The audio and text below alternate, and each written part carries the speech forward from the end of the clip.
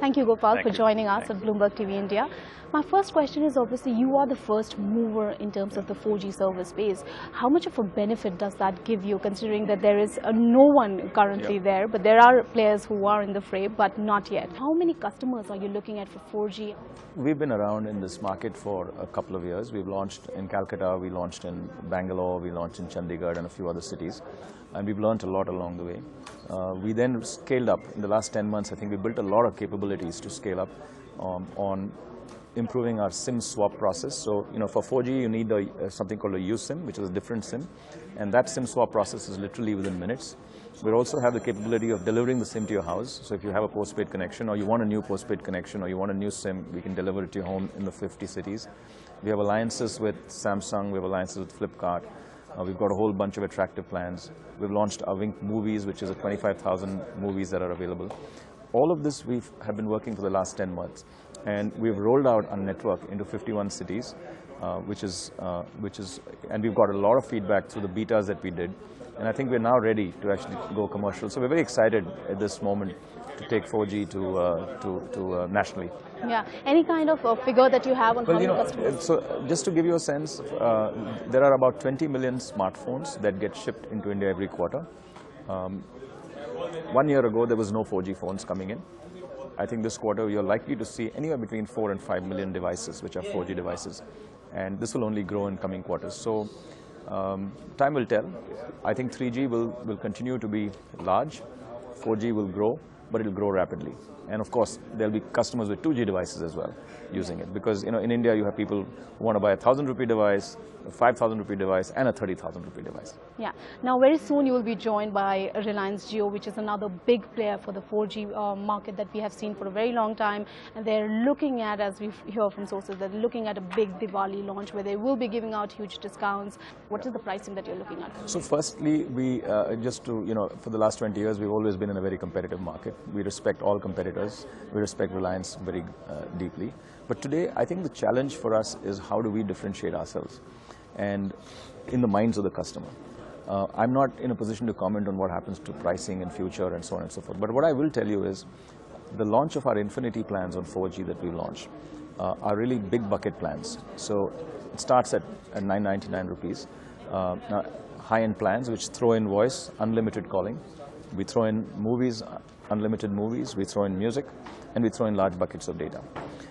We also have our regular recharges on prepaid, our My Plan on postpaid, which allows you to consume on any plan by 4G at 3G prices. So we are not differentiating pricing between 3G and 4G. And that you would expect, because 4G you would expect is a premium service.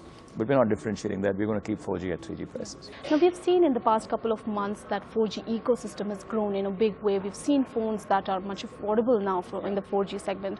So what kind of tie-ups are you looking with, phone makers in terms of bringing out 4G services with the phone itself?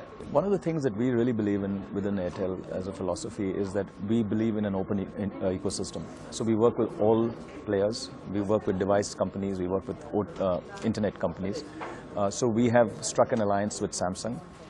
All their shops, they will have their promoters actually educating people on 4G and providing demonstrations. In return, we're throwing in quantities of data offers and so on and so forth on their devices and bundling it. We also have an alliance with Flipkart, where any 4G device that a customer buys online from Flipkart gets shipped out with an Airtel 4G SIM.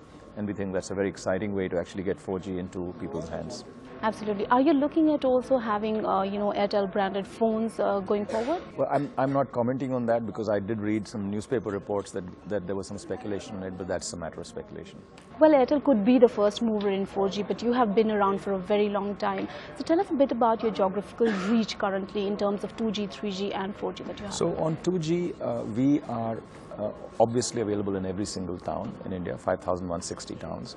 We're also there in almost 465,000 villages, which is one of the widest footprints that there are in the country. 3G, we are in the midst of a very rapid rollout of our own 3G spectrum in the circles that we picked up spectrum in last auction. And I would say that by March 2016, we will be in 250,000 villages. We will cover all the cities with the exception of Kerala. And in 4G, we're there in 51 towns. And we will further go into another 250 towns in the next few weeks. Yeah. Now you've had 4G for quite some time. What are the feedbacks that you got, and what are you going to do to ensure that the download quality or the viewing quality is better for a 4G customer? So we have got, I want to thank all our customers, and many of you have given us feedback, our bloggers, people on Twitter. We actually did the whole purpose of the beta test was to get feedback from all of you. We've got incredible feedback from our customers. That has helped us improve the network. We continue to receive feedback every day. We're not perfect. What I will say is that we are substantially better than where we were 3 months, and we felt the time was right for us to go national. We will keep improving the network. It's an ongoing process. It's a journey that we're on, and we will not rest till we get really the network that customers deserve. Well, if we go to the beginning of the whole scene, which is the voice calls, there is a huge issue currently on the voice call front where there are a lot of call drops. And what are the issues really for call drops? What can be done? This is a good question, and it's a source of great frustration for our customers. It's also a great source of angst for us. We have invested in the last 5 years 1,10,000 crores. I mean, just to give you the numbers, 20 years 1,50,000 crores. Last 5 years we invested 1,10,000 crores. When you have put in this kind of investment, the investment that is required to actually leverage that by putting in more sites is actually a very small fraction of this total investment.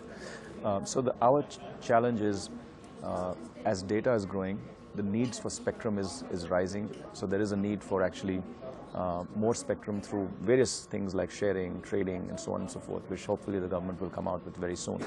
But there is a second challenge, which is in getting sites. In India, we operate in the most stringent standards of emission anywhere in the world. We are 1/10 that of global averages. And yet, we don't get enough sites. In fact, sites get shut down. We have 2,500 of our own sites shut down. The reality is that we need your help. We need your help. We need to, we need a concerted effort through educating people about the fact that India's emission standards are the lowest in the world. Let me give you an example of Korea. In Seoul, Seoul has 10 times the amount of spectrum that Delhi has for an operator, and it has 8 times the number of sites. It's 80 times. And no wonder Seoul is the best mobile broadband network in the world. So we need both, and we need yet to be very disciplined and very rigorous about ensuring that those emission standards are the lowest in the world. All right. Thank you so much for talking to us.